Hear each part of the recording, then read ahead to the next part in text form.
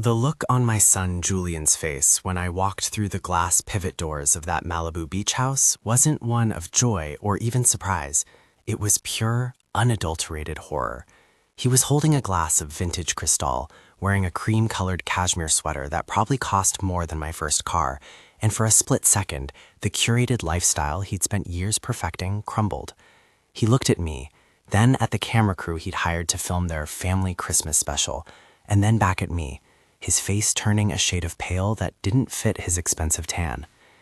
I didn't say a word at first. I just let the silence stretch until it became a physical weight in the room. You see, 24 hours earlier, Julian had told me I wasn't welcome at this very table because I would ruin the aesthetic of his brand. But what he didn't realize, what none of them realized, was that I didn't just show up to crash their party. I showed up because I was the only person in the world who could end it. To understand how a father gets to the point of evicting his own children on Christmas Eve, you have to understand what I built. I'm 68 years old. For 40 of those years, I ran Miller & Sons Construction. I started with one beat-up truck and a set of rusted tools. I spent my 30s with grit in my eyes and sawdust in my lungs, building custom homes for people who didn't know my name. I didn't mind the anonymity. I was building a legacy. I was making sure Julian and his sister Chloe never had to wonder where their next meal was coming from.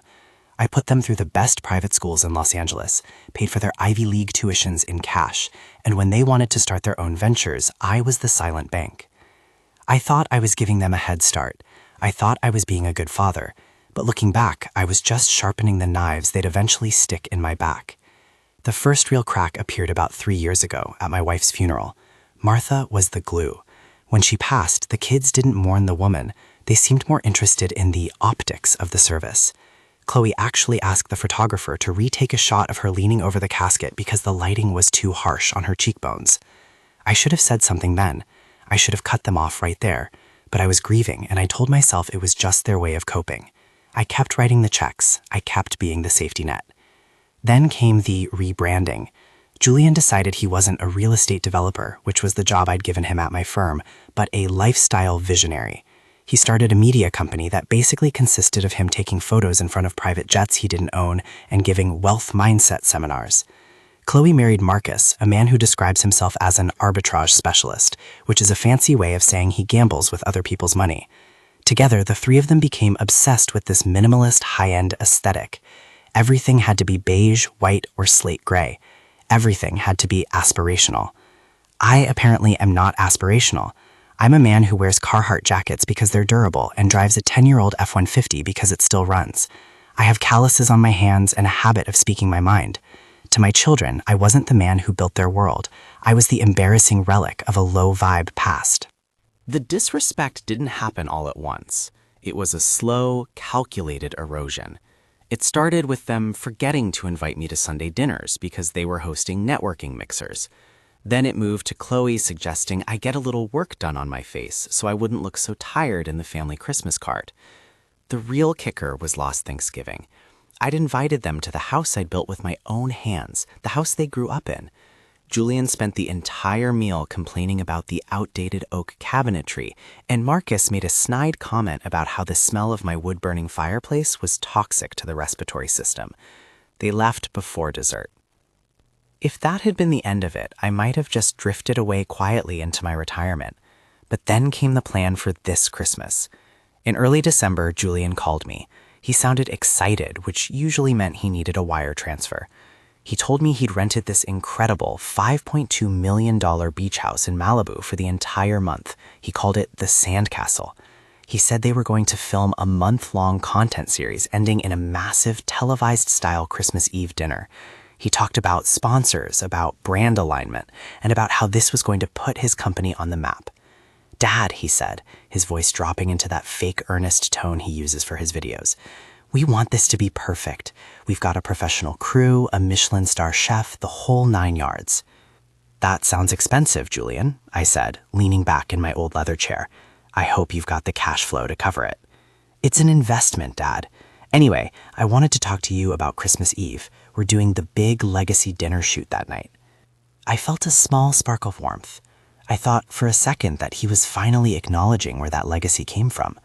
I'd like that, son. I've got that old bottle of scotch I've been saving. Actually, he interrupted, and I could hear him shifting uncomfortably on the other end. That's the thing.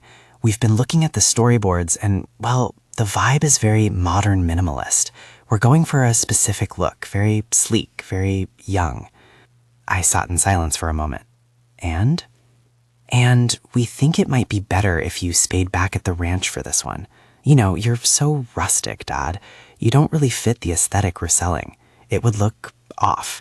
We'll come see you on the 27th or something. We can do a low-key breakfast where there are no cameras. The warmth in my chest didn't just fade. It turned to ice. The aesthetic, I repeated. Exactly, you get it. You're a practical guy.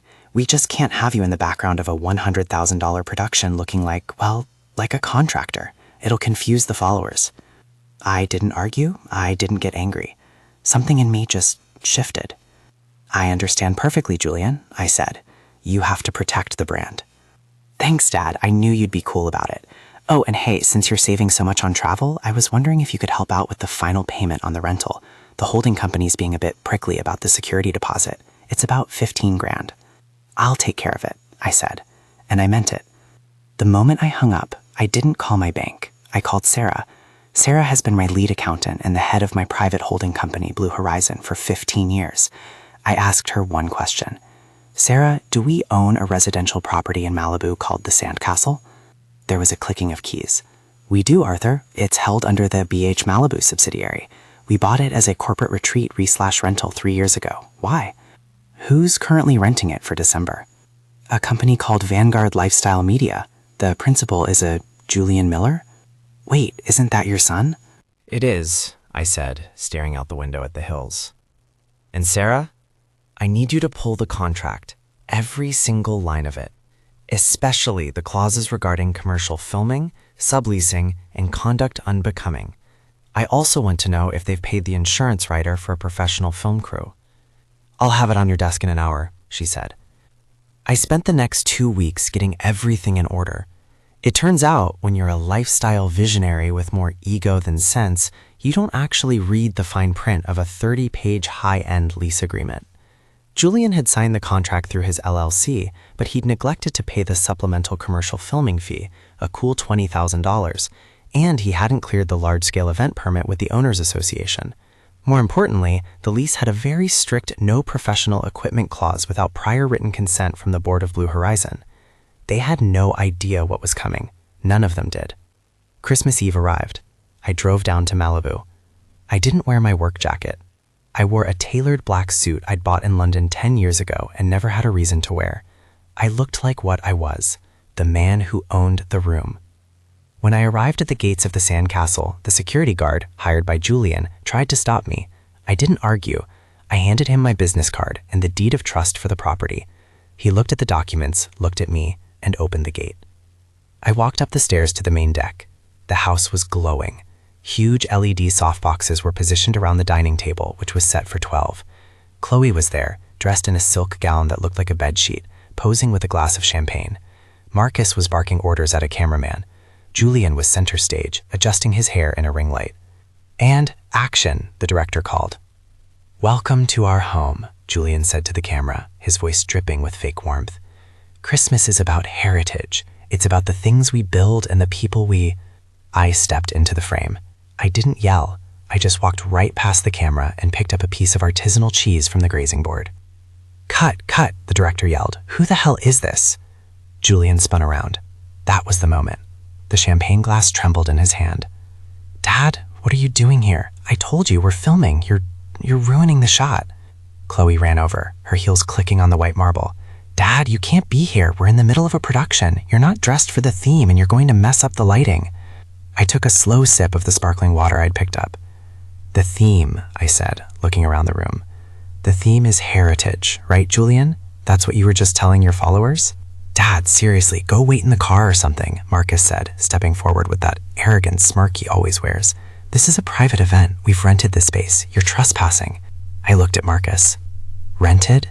Is that what you did? Yes, Julian hissed, stepping close to me. I paid a fortune for this place. I have a contract. Now leave before I have security escort you out. You don't fit the aesthetic, remember? I reached into my pocket and pulled out a manila envelope. I laid it on the $30,000 marble dining table. You're right, Julian.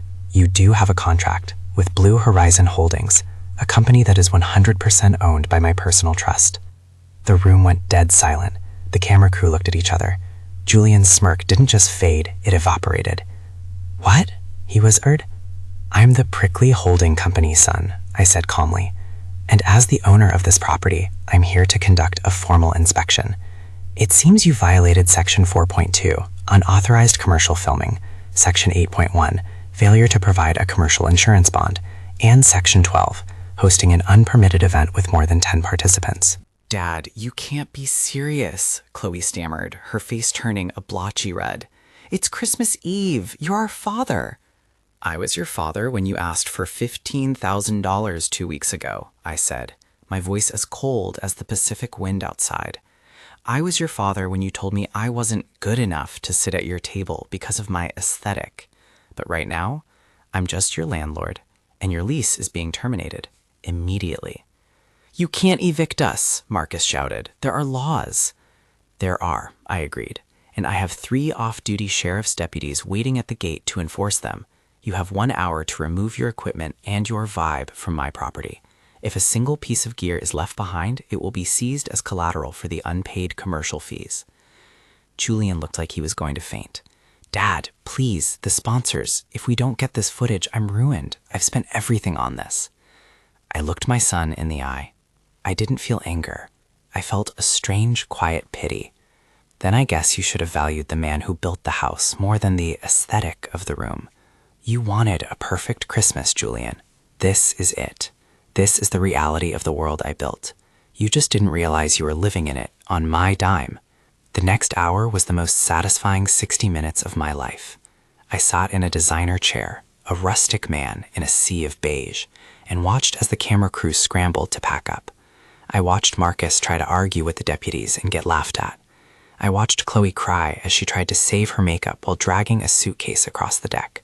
Julian was the last to leave. He stood by the door, his lifestyle in tatters around him. Where are we supposed to go? He asked, his voice small. Everything is closed. It's Christmas Eve. I hear the ranch is nice this time of year, I said, not looking up from my scotch. But I'm not sure you'd fit the aesthetic. It's a bit too real for you. I spent Christmas Eve alone in that $5 million house. I ordered a pizza, sat on the deck, and watched the waves. It was the quietest, most peaceful Christmas I'd had since Martha passed. My children haven't stopped calling since the 26th. Julian's media company is facing lawsuits from sponsors for breach of contract. Chloe and Marcus are suddenly very interested in family healing and have sent me 3 different links to therapists who specialize in wealth-related family dynamics. They want the money. They want the safety net back. But the net is gone. I've started the process of liquidating my holdings and setting up a charitable foundation for vocational training. I want to help kids who actually want to learn how to build things, real things, not just people who want to look like they have. I'm moving back to the ranch full-time next week. I'm thinking of remodeling the kitchen. I'll do the work myself. I think I'll use oak. It's sturdy, it's traditional, and it lasts a lifetime. It might not be the aesthetic my kids were looking for, but it's real. And in the end, that's the only thing that actually holds up. Julian calls every Sunday now, usually from a much smaller, much less curated apartment. He sounds humbler. He asks about my day. He hasn't mentioned his brand in weeks. It's funny how fast people find their heritage when they have to start paying for their own champagne.